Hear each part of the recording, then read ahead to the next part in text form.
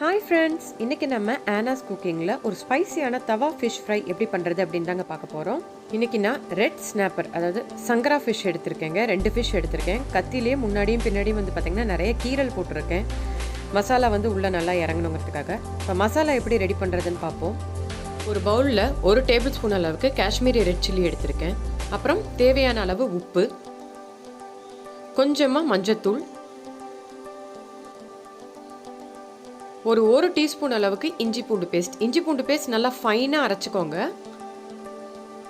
அடுத்து வந்து பார்த்தீங்கன்னா பெப்பரும் உங்களுடைய காரத்துக்கு எவ்வளோ தேவையோ அதுக்கேற்ற மாதிரி எடுத்துக்கோங்க. அப்புறம் கார்ன்ஃப்ளவர் நான் 1 டீஸ்பூன் எடுத்திருக்கேன். இது வந்து எதுக்குன்னா நம்மளுக்கு ஸ்டிக் ஆகாமல் வரும் தவாவில். அப்புறம் கொஞ்சமாக சாப் பண்ண கறி லீவ்ஸ் உங்களுக்கு ஆப்ஷனல் தாங்க, தேவைன்னா நீங்கள் எடுத்துக்கலாம். அப்புறம் ஒரு ½ லெமன் ஜூஸ் நல்லா புழிஞ்சு விட்டுருக்கேன். இப்போ இதை நல்லா ஒரு பேஸ்ட் மாதிரி மிக்ஸ் பண்ணி எடுத்துக்கலாம். பேஸ்ட் வந்து கொஞ்சம் திக்காக இருக்கணும், ஏன்னா தவா ஃப்ரைங்கும் போது வந்து பார்த்திங்கன்னா ரொம்ப தண்ணி மாதிரி இருந்துடக்கூடாது. தேவையான அளவுக்கு கொஞ்சோண்டு தண்ணி மிக்ஸ் பண்ணி ஒரு திக் பேஸ்ட் மாதிரி நம்ம பண்ணிக்கலாம்.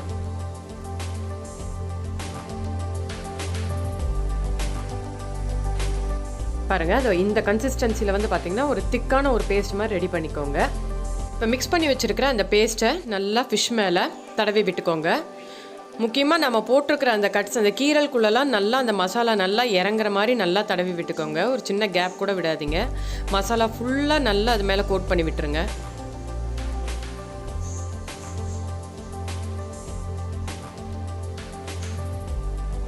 அதே மாதிரி இன்னொரு மீன் மேலேயும் எடுத்து நல்லா கோட் பண்ணி வச்சுருங்க. இன்றைக்கி நான் வீடியோக்காக ஒரு 2 மீன் தாங்க எடுத்திருக்கேன்.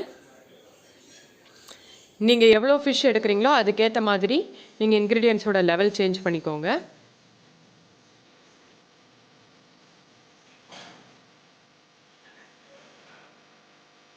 இப்போ மசாலா பூசின ஃபிஷ் வந்து ஃப்ரை பண்ணுறதுக்கு ரெடியாக இருக்குது. தவாவில் ஒரு 2 டேபிள் ஸ்பூன் அளவுக்கு ஆயில் எடுத்துக்கோங்க. ஆயிலை நல்லா ஸ்ப்ரெட் பண்ணி விட்டுக்கோங்க, தவா ஃபுல்லாக இருக்க மாதிரி. அப்புறம் நம்ம மேரினேட் பண்ணி வச்ச ஃபிஷ்ஷை நம்ம ஃப்ரை பண்ண போகிறோம். இப்போ ஃபிஷ்ஷுக்கு மேலே லைட்டாக ஆயில் அப்படியே ஸ்ப்ரிங்கிள் பண்ணி விட்டுக்கோங்க. அப்போ தான் ஃபிஷ்ஷு கொஞ்சம் நல்லா ஒட்டாமல் நல்லா ஃப்ரை ஆகி நல்லா கிறிஸ்பியாக வரும்.